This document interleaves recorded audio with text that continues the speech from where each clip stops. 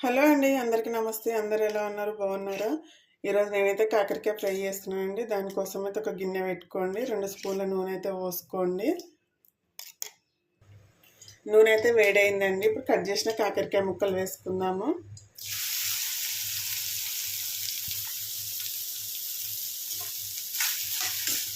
First నూనెలో కాకరకాయ ముక్కలే వేయండి, ఏం అవసరం లేదు.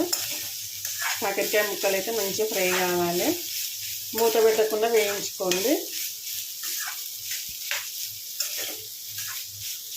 ఒక 2-3 నిమిషాలు వేయించండి. ఇలాగే నేను కాకరకాయ వెల్లుల్లి కారం చేస్తున్నానండి. దానికోసం అయితే ఒక 7 వెల్లుల్లి రెబ్బలు అయితే తీసుకోండి.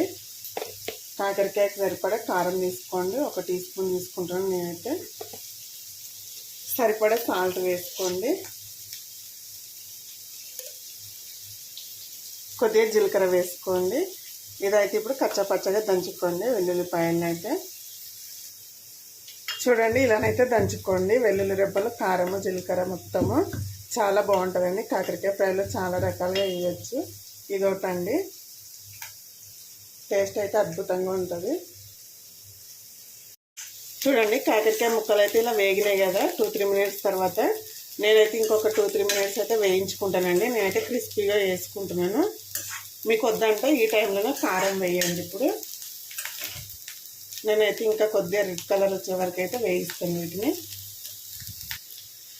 ఈ టైంలో కట్ చేసిన ఉల్లిపాయ ముక్కలు వేసుకోండి. చాలా బాగుంటాయండి ఈ రకంగా వేసుకొని. కొద్దిగా కరివేపాకు వేసుకోండి. కారం వేసాకైనా ఉల్లిపాయలు వేసుకోవచ్చండి. మరీ ఉల్లిపాయలు వేయించొద్దు. కొద్దిగా లైట్గా క్రిస్పీగా ఉంటేనే బాగా అనిపిస్తుంది కళ్ళ కింద పడుతుంటేనైతే. నేనైతే ఈ కాకరకాయ ఫ్రైలనైతే ఉల్లిపాయలు ఎక్కువ వేగనివ్వను. ఇప్పుడు ఒక 1/2 టీ స్పూన్ పసుపు వేసుకుందాం. ఇందులో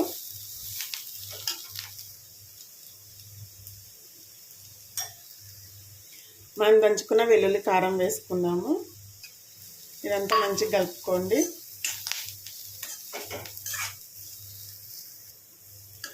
ఒక 2-3 నిమిషాలు అయితే మంచిగా వేయించుకోండి. కారం వేసుకున్నాం కదా ఇప్పుడే.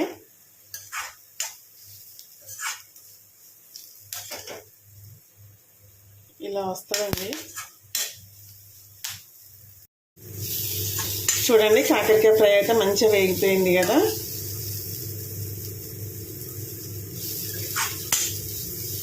ఇలా రావాలండి. 1/2 టీ స్పూన్ ధనియాల పొడి వేసుకోండి. ఇప్పుడు